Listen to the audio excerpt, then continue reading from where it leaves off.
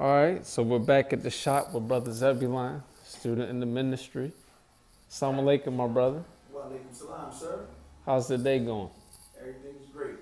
Praise be to Allah, praise be to Allah.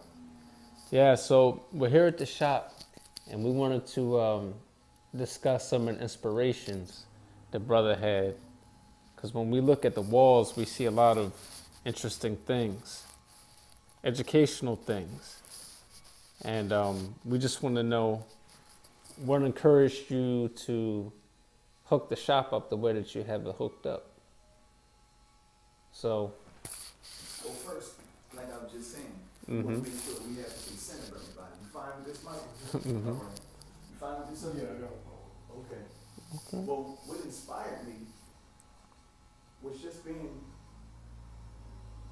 in a position Mm-hmm. to speak to more than just one person. You know, if I'm home, I'm just speaking to that one person. But if you have a business, you know, you can use that business and use your life really Mm-hmm. to reach God's people. Mm-hmm. So it was different things that inspired me as far as, I like to start here. I was raised Christian. I started off as a Christian. Mm-hmm. And I still have love for Christianity. When I joined the Nation of Islam, I just feel like I became a super Christian. Mm-hmm. But I started studying my religion deeper. Okay. And when I studied it deeper, I got a chance to see that the teachings of Jesus was a lot closer to Islam than the Christianity that I was taught. Now, how I would was inspired to make this illustration right there. mm-hmm. So tell us about that. How would you explain?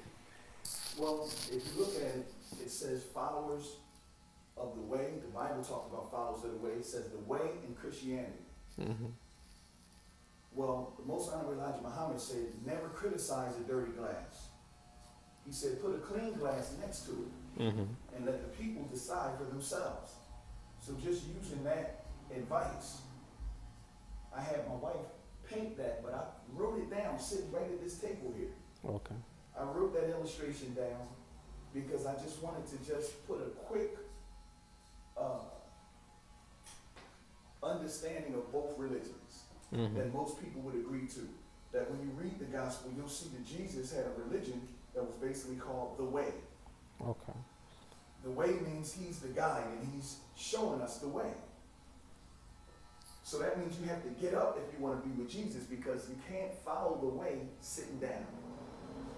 So when I looked at the teachings, freedom, justice, and equality, and Jesus showing the people, come follow me, I'll make you a fisher of men. Well, you can't fish at home. You got to get up and go to the fish. Mm-hmm. We get up with our final calls and we go to the people. So I started seeing a connection between the gospel and what we do. Right. So I started recognizing that Islam, being a religion, it means obedience to God's will. If we obey God's messenger, Jesus, you'll be following Islam.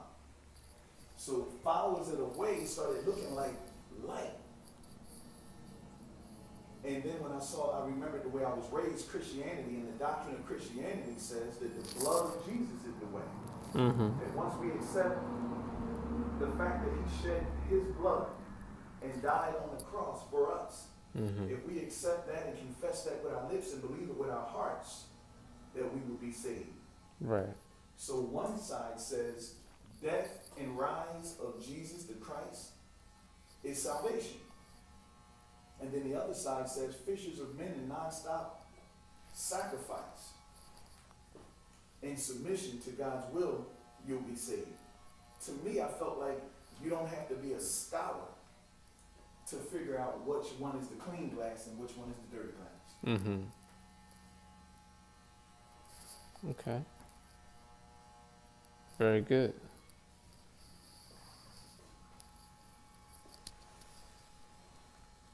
And I must add, Mm-hmm. if I can, is it okay? Sure. To add one more? Mm-hmm.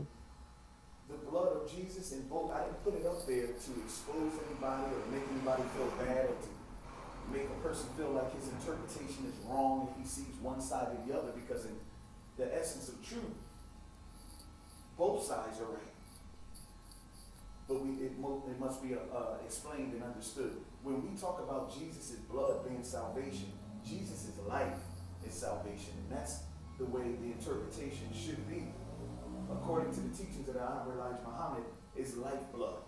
So when you give your life to Christ, that means you're giving your life like he gave his life to do God's will.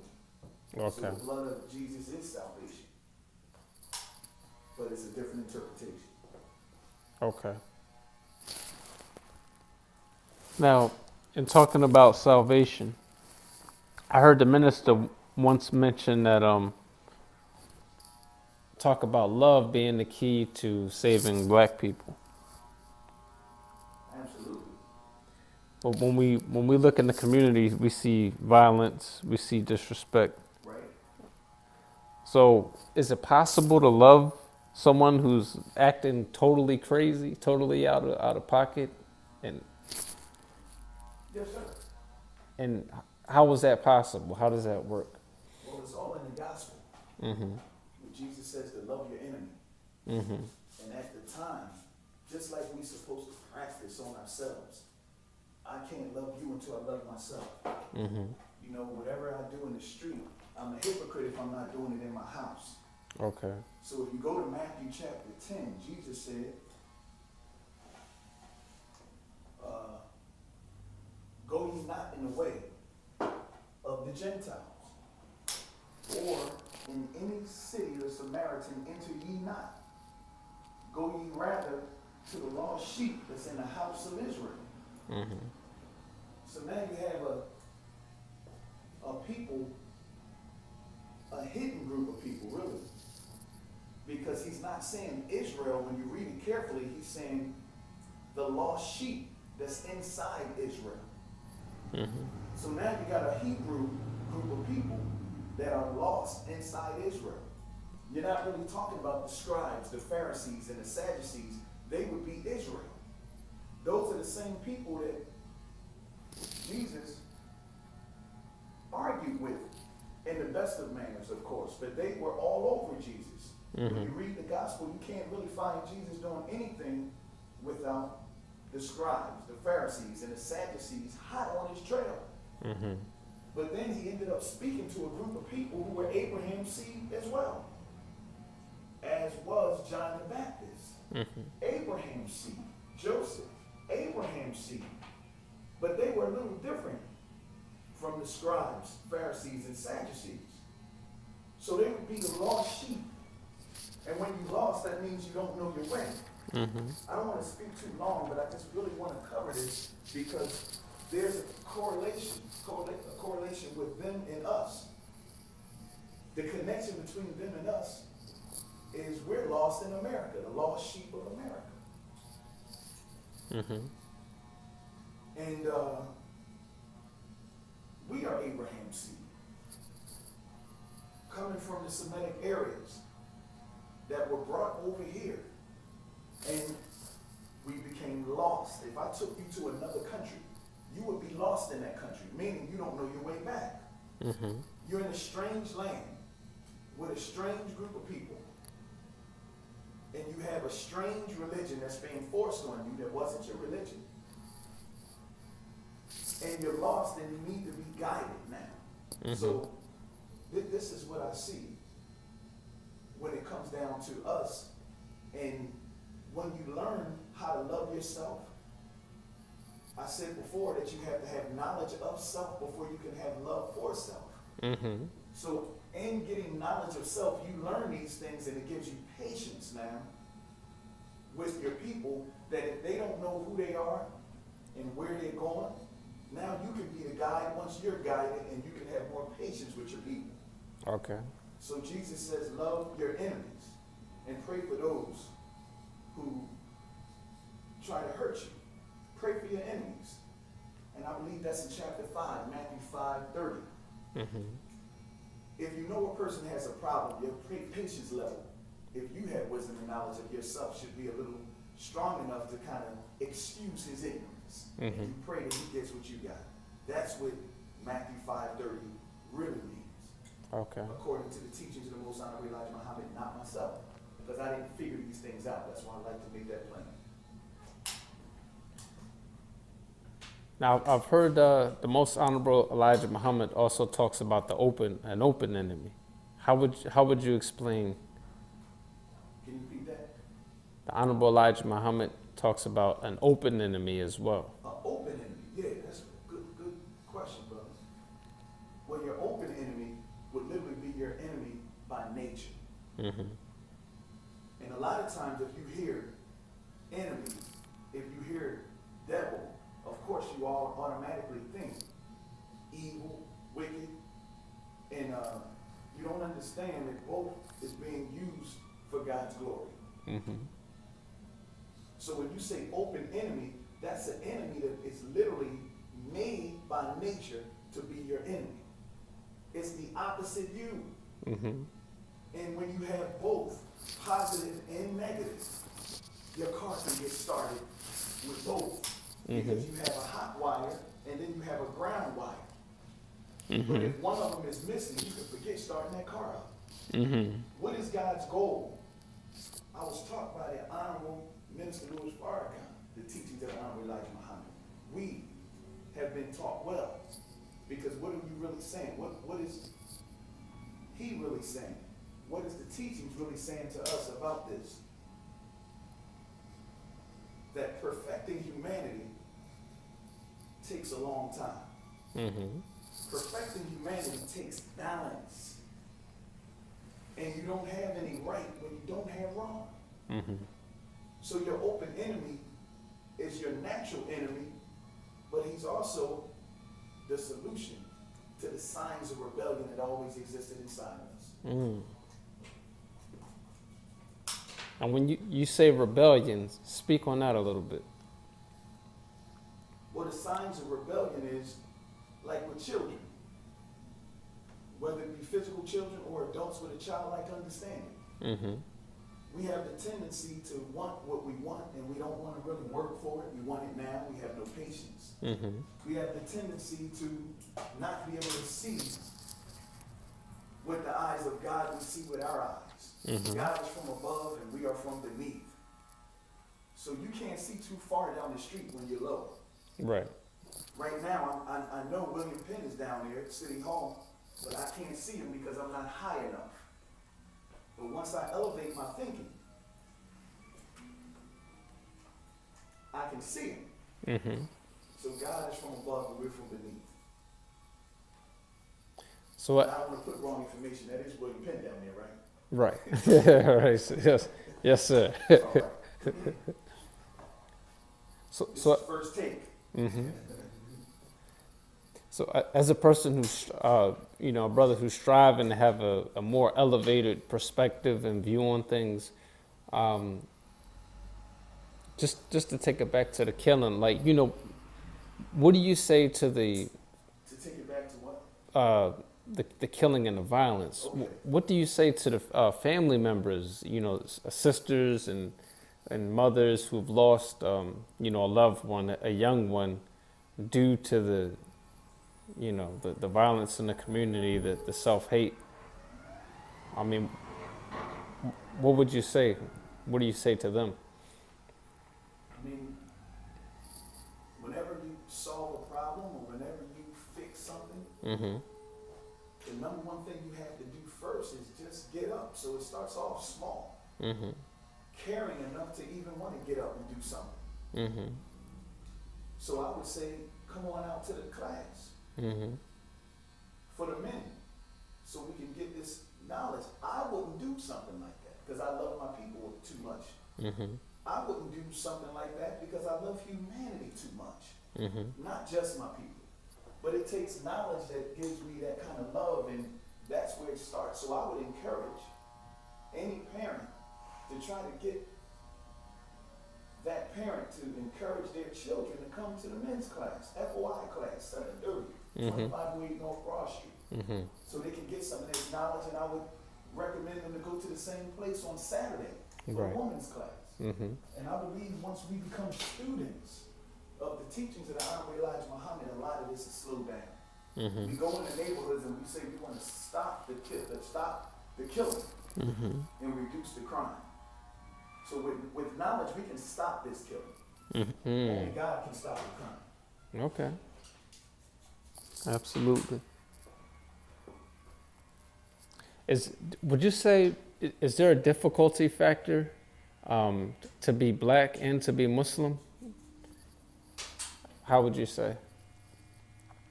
Now, that's an interesting question. Mm-hmm. A difficulty factor to be black and Muslim. Mm-hmm. Well, it's a little difficult to understand Islam the way Allah wants us to understand it in America. Mm-hmm. That would be the only difficulty, which it really wasn't a difficulty before we knew about other Islam. Okay. So that's why I say that question is very interesting, because right now it might be difficult. Mm-hmm. But when we didn't know anything but Christianity, Mm-hmm. Islam made perfect sense, and it was very easy for a black man to be a Muslim. Mm-hmm. So right now, we're being distracted by the world of Islam Mm. and the problems that they had 9,000 miles to the east. Mm-hmm. It's totally different from the problems that we're experiencing 9,000 miles to the west. Okay. Okay.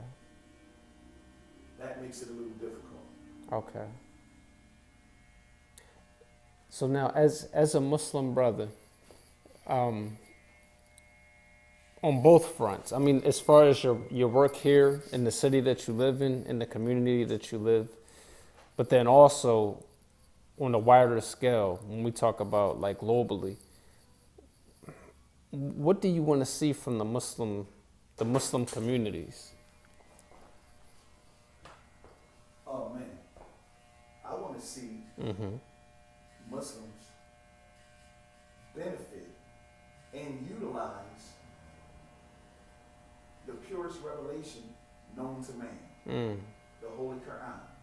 Okay. Because in utilizing the Holy Quran, it would literally make it impossible for us to have different types of Muslims. Mm.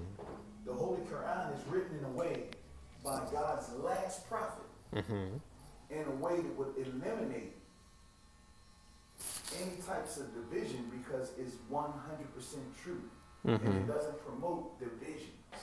We don't need Sufi Muslims, Sunni Muslims, Shiite Muslims. We don't Mhm. need all of that. All we need is Muslim. Mm-hmm. Because when I open up my Holy Quran, that's all I see is Muslim. Mm-hmm. People who want to be obedient to God's will. Mm-hmm. And that's why the Holy Quran is said by our Holy Prophet, Muhammad, peace and blessings be upon him, to make clear where we differ. So we Mhm. really shouldn't have any serious differences that would make us be a whole nother type of Muslim. Okay. Okay. And lastly, you talked about so every Muslim believes in God's will. So for us, would you just break down what is God's will for the Muslim? What is God's will for humanity? Freedom, justice, and equality. Okay. And what would you say the role of the Muslim is in bringing that into fruition? To be the examples. Mm-hmm. Because we have this pure revelation, because we have a revelation that is given to us by God himself, Mm-hmm. and we don't have any versions, there's only one version. Mm-hmm. We don't have an original text that the prophet himself didn't speak. Mm-hmm. The Bible, the original gospel, they say was written in Greek, but yet Jesus didn't speak Greek. Right. So the angel that was given, that God gave us, Muslims call him Jibril, Jibril. but in the Christian faith, he's Gabriel. Gabriel. Mm-hmm. Gabriel spoke Arabic and revealed this Holy Quran to Prophet Muhammad. It took over 20 years to do it. Mm-hmm. And because the Holy Prophet couldn't read, Mm-hmm. he had to memorize verses of the Holy Quran Mm-hmm. and take it back to somebody who could read. Wow. Yeah. See, so that's a pure revelation and a miracle, because here's a man who couldn't read and couldn't write, but yet God felt like his heart was good enough Mm. to reveal this last revelation to humanity. Mm-hmm. And people say, well, do you Muslims have any miracles? Because Jesus walked on water and Moses split the Red Sea. Well, the miracle of the Holy Quran and the Muslim is what I just explained. A man who couldn't read and write being given a revelation like this that has no contradiction in it. Wow. And with that, we strive to be the example. That's right. Got you. Okay, brother. Do you have any, that's all the questions I have. Do you have any closing comments? Any other thoughts? Well, we didn't cover all walls. Mm-hmm. There's something about you that don't like get covering the walls. Then we can close out. Okay. But you only dealt with the one. Mm-hmm. But I really wanted to pay attention to every little part of it. Okay. You know, if we have time. If not, we can always do a part 4. Okay. But what we can do is just, I have a picture up there that's dealing with who they call the untouchables. Mm-hmm. And these are the Indians from India. Aboriginal people that the Most Honorable Elijah Muhammad said that's the way humanity pretty much looked before the tribe of Shabazz. Mm-hmm. Dark skin with straight hair. That's one of the reasons I put that up there. Mm-hmm. That's really not in context with anything that we're talking about now, Mm-hmm. but hopefully we can get into more of the teachings of the Honorable Elijah Muhammad. Definitely. Okay, my brother. One last thing. Mm-hmm. One last thing. Because we will have to do a part 4, but I want to have your attention go over to what I was inspired to put together. On the wall there, the Honorable Minister Louis Farrakhan, that illustration there says so much about the reality of the scriptures being fulfilled today. When the Christians refer to their baptism as being baptized in the name of the Father, the Son, and the Holy Spirit. Mm-hmm. It's so much that you can get out of that little box right there, where a brother asked me to give him words that come to mind when he brings up these men. The Honorable Minister Louis Farrakhan, Honorable Elijah Muhammad, and Almighty God Allah, who came in the person of Master Farrakhan Muhammad. He said, what words come to mind? Mm-hmm. And each word that's on that paper were the words that came to mind. And once it was compiled, that's like a baptism for any person who speaks and says that he's a representative of God. Mm-hmm. There's no way you're really talking about too much of anything if you're not including those men. To me, I think that's a real good way to end this. Mm-hmm. And I thank you for your questions. Yes, sir. And I look forward to part 4. Yes, sir. Inshallah. Inshallah. Okay, my brother. Thank you. Assalamu alaikum. Wa alaikum salam.